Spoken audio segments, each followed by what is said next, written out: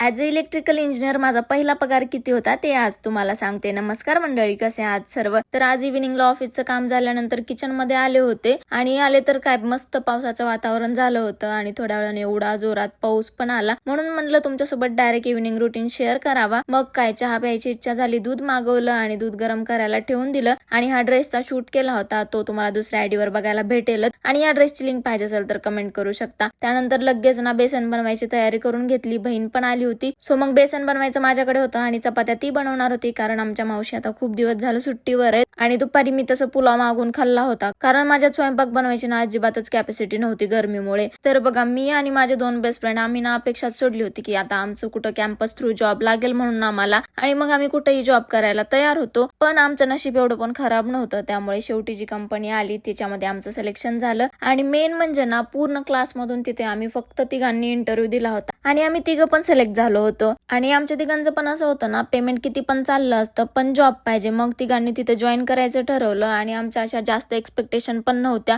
आम्हाला माहित होतं ही तर आपली सुरुवात आहे, त्यामुळे जेवढं पण आहे ते खूप आहे असंच आम्ही ठरवलं होतं. तिथं आमची फर्स्ट सॅलरी होती 13,000, कारण डिग्री सर्टिफिकेट आणखी आलेलं नव्हतं आणि ते 3 महिन्यांनी आलं. मग आमची सॅलरी झाली 15,000 आणि खरं सांगायचं झालं तर ना आम्ही खरंच खूप खुश होतो, कारण आम्हाला सॅलरीपेक्षा ना कंपनी चांगली भेटली हे महत्वाचं वाटत होतं. आणि कंपनीबद्दल मी तुम्हाला उद्याच्या व्लॉग मध्ये सांगते.